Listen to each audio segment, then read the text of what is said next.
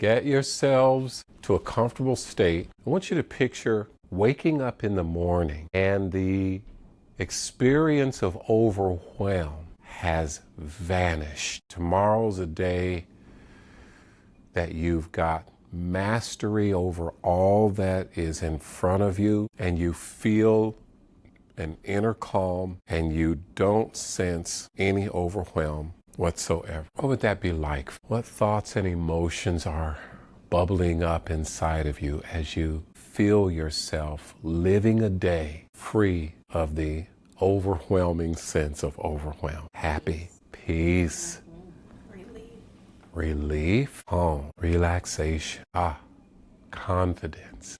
Just capture this feeling. How would you be showing up differently? I think we've kind of described that. Now the question, what would you have to let go of to be experiencing this state of being? Letting go of the alarm, letting go of control. We can say ouch and amen at the same time here. Letting go of control. What else? Ooh, I'm seeing letters of resignation being submitted. Not to rehope, but resigning from the person who hired you to be responsible for everybody else. Who do you got to give that letter to? Yourself. You firing you from the job you hired yourself for. Made yourself responsible. What'd you say? Yeah. Okay. So as much as I hate to do this to you, open your eyes. But I want you to notice how quickly we stepped into a state of being just by picturing a different experience. So that's a little neuroscience. We'll get into some of that and some nervous system. It's amazing how we most often are fighting against what we don't want instead of giving ourselves the target of what we do want. So one of my clients in Romania, he says, Mark, this week I want you to help me stop smoking. And I said, you hired the wrong guy. I can't help you stop anything, but I can help you start something. What would you like to start? Man, I want my lungs back. I want my stamina back. I want to be able to people to smell my cologne instead of the tobacco. I want to make it up a flight of stairs without being short of breath. I want off of the stigma. He's just going through these things. And what he was doing was he was picturing what he wanted instead of what he wanted to stop. Now, here's why that's important. Our fantastic brains don't register the negative, the no. It just conjures the imagery. So when mama says, I'm not going to scream at these kids. I'm not going to scream at these kids. When I get home, I'm not going to scream at these kids. 5 minutes later, she's in the house. The laundry is still on the couch. This television and controllers are in their hands. Those dishes are still. I told y'all, what did I say? And then she's having this out-of-body experience. I said I wasn't going to do this. But all the way home, what was the imagery that kept coming up for her? Even though she said not, the brain didn't register the not. Now, easy way for us to prove that is whatever you do right now in this next 0.5 seconds, do not under any circumstances think of a pink elephant. Why? The brain doesn't register the not. In fact, if I invite y'all over to my house for crab legs, you don't picture the word crab legs. What do you picture? That table covered with those steamy, that garlic butter. Did y'all eat lunch? Okay, now let me stop there. We don't picture the words, we conjure the image. Right? So the person that wants to stop smoking, by the time on their first smoke break, that cigarette's not 4 inches tall, it's 40 feet tall. The brain has inflamed that image because I'm not going to smoke, I'm not going to smoke. And they're like, it's their second one. Like, how did I get out here on this loading dock? I did it once with some grandma's cookies. I went in the store, I wasn't going to buy them. I literally got home, put the ice in the freezer, because we didn't have an ice maker, had to buy bagged ice. Put the ice in the freezer, I turn around, the cookies are on the counter. And I promise you, I don't even remember grabbing them. It was so programmed, and me saying, not buying those cookies today, my brain pictured Them cookies. Not even them, TH, them cookies. And they were on my counter. So now, here's what mom says. When I get home, I'm gonna hug my kids so tight, kiss them on their precious foreheads, ask them if they got a snack, have they been hydrating, tell them I love them. Out of the corner of my eye, if I see all those clothes on the couch still, I'm gonna calmly ask my kids, hey, what happened? I thought we agreed you were gonna get those clothes done. Can they get done in the next 10 minutes, please? And when I see the dishes in the sink, I'm gonna calmly thank my kids for not burning the house down and let them know that I'm a little disappointed that those dishes are in there and that it's gonna be very important to them that they get those taken care of immediately. What is her brain gonna picture? Zen mom. And then she actually walks in the house and does that. I haven't even gotten to some of my slides yet. She does that and she's having yet another out-of-body experience. Who is this woman? I can't believe I did it. Why did she do it? I'm gonna show you. When the brain conjures that picture, it starts generating neuroplasticity, new neural pathways in that direction. I had a doctor in Romania. We did this work, and when he finished, he opened his eyes. I said, what are you experiencing? He said, my brain is tingling. Now, if I didn't know this about neuroscience, I would not have understood why that was real. His physical brain was tingling because the physical brain starts to produce neural chemicals, neural pathways in the direction we want to go. Now, the first time we go there, it's kind of like taking a machete through the woods. You're carving a path. Well, guess what? Now that's a path. You go again, it becomes a walkway, then it's a dirt road, then a gravel road, then a one lane highway. And you're building a super highway in the direction you want to go, and the old road that you don't take anymore starts to get overgrown. That's the only way we can bring lasting change. So what we just did, in seconds, we closed our eyes and left the experience we didn't want and focused on the experience we want. And we experienced it. How many kind of felt that? You kind of felt a shift in your body, a shift in your mood just from picturing it. So this is why I didn't call it managing overwhelm. I called it calm, peaceful, whatever else I called this thing, right? Okay, so now I want you to just shout out, what are some things that you do that put you in a state of calm, a state of peace, a state of relaxation? What are some of the things that you do? Instrumental, calming music like Led Zeppelin, AC/DC. Yeah, Kenny G. Okay, that's a great one. There's even these beautiful ones. I have so many clients that when they picture the truth about themselves, they hear waterfalls, or they hear a babbling brook, or crickets on a summer night. And you can find all of that on YouTube. You can just Google crickets in nature, and it'll play like 8 hours of it if you want. But it can be jazz, it can be, what's that thing called, like a hand-pan? It's beautiful notes that you play on this big steel drum. Yeah, so whatever that is. So that's one. Give me another. What's something you do that puts you in a state of calm, being at peace? Okay. All right, you hypocrites. When's the last time you did it? Today. Excellent. An intentional relax myself shower, or just I better not stink around people shower? It's a big difference, right? When's the last time you just gave yourself the gift of that bath, that shower? Okay, so borrow each other's, start exploring, and try. Sometimes it's trial and error. You put on white noise and you're like, yeah, that just made me real aggravated. So white noise is not one for you. That frustrates me. Yeah. White noise. Yeah.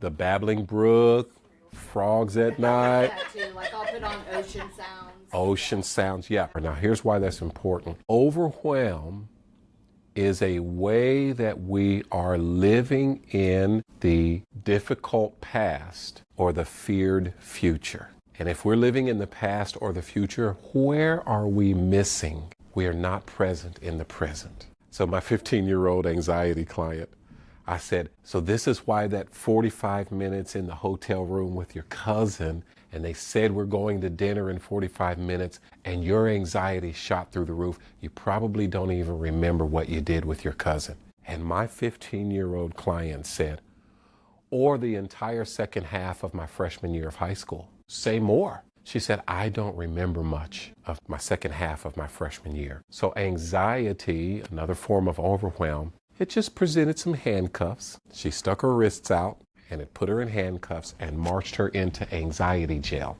and kept her there for an entire semester. So our fractured past or our feared future steals the present from us, and we struggle to be present in the present.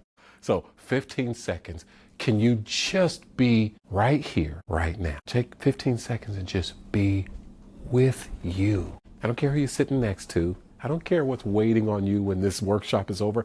15 seconds, just be with you, present. You've seen 100 of them, but your eyeballs were looking at those sunrises while your heart, mind, and emotions were already in your chair in the office staring at that screen, right? Or in the regret of what didn't happen last night or last week or whatever. Now, I would have loved if you had just pulled over and put your car in park for 30 seconds. And 30 seconds might as well be 30 hours when we're living in that future or living in that past. 30 seconds would have cost you what? 30 seconds. Yeah. And the world would not have tilted off of its axis. So I'm going to invite you to just be even richer in those moments, to literally pause and just be. So, man, I'm telling y'all a million things, but I'll get there. When my wife and I started dating, I lived in Strawberry Hill, Kansas City, Kansas. Anybody been up there? Yeah. So really cool thing is I'm from Coffeyville, Kansas, and all their brick sidewalks say like Coffeyville, Kansas. Most of them are Coffeyville.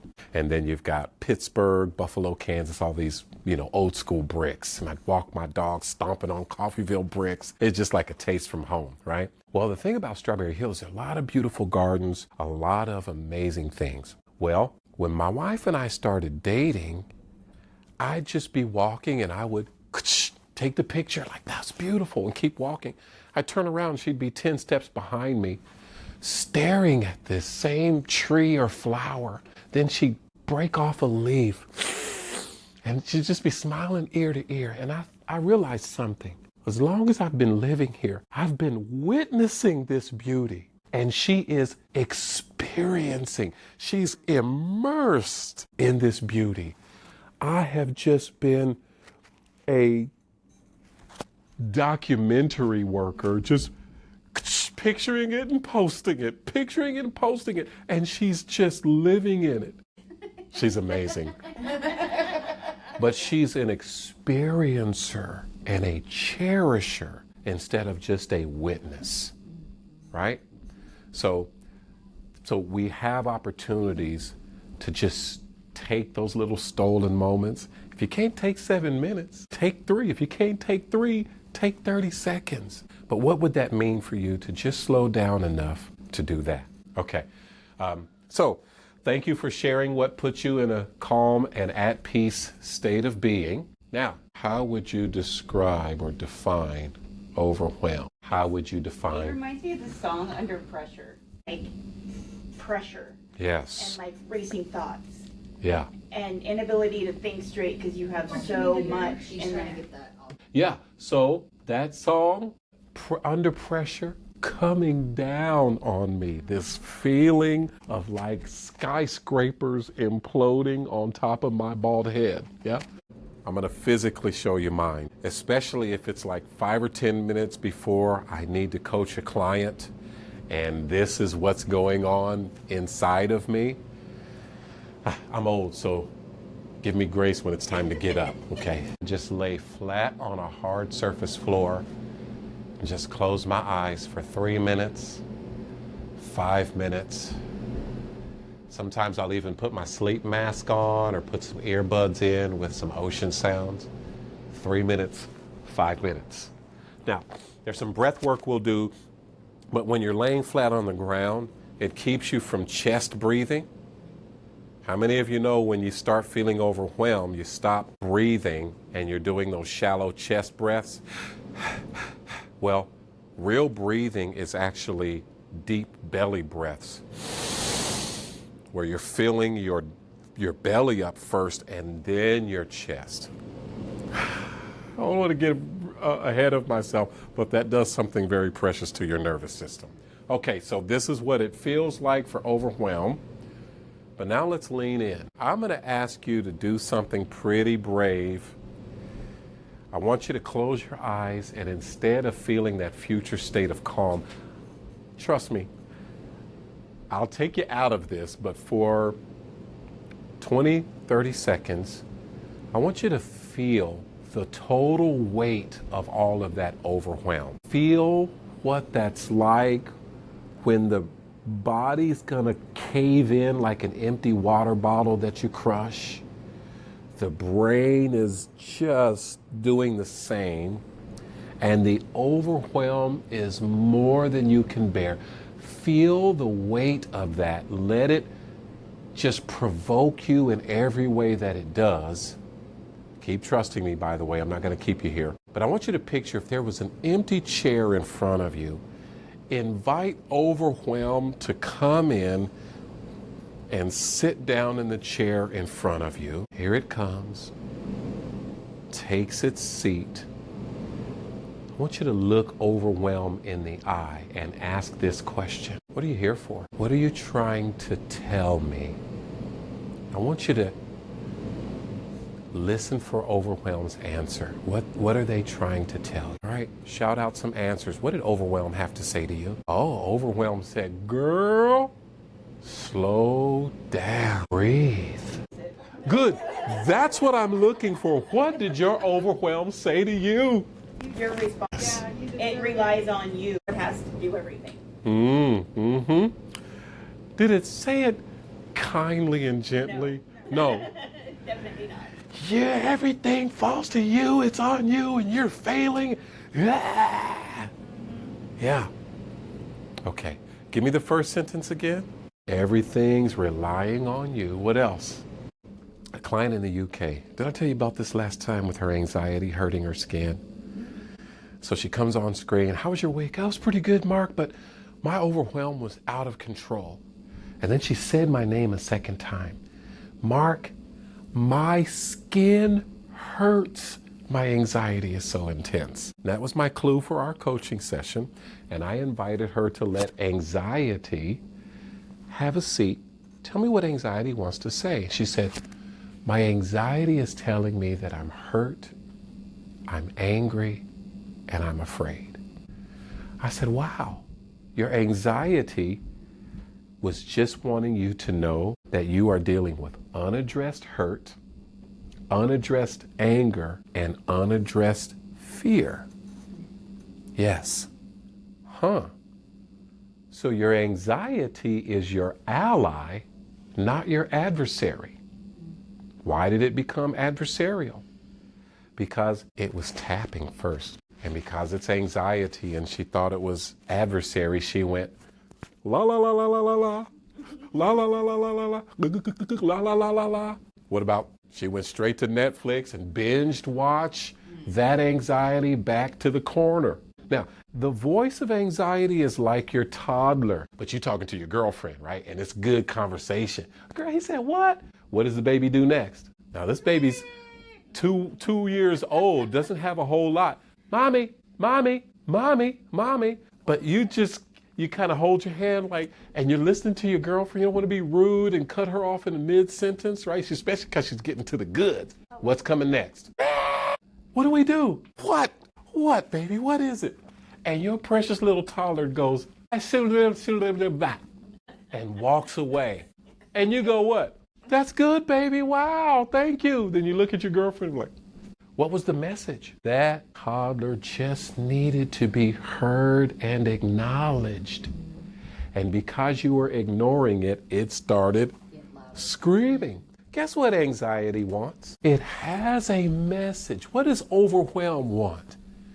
It has a message. You are treating yourself like everything falls on you. You are trying to take everybody's problems on your own. You are trying to do the impossible. What is the impossible? Perfection and everything getting done today. So now I want you to watch how we paint ourselves in a corner. If we think it's got to be perfect, or if we think it's all got to get done today, yes or no, is it possible?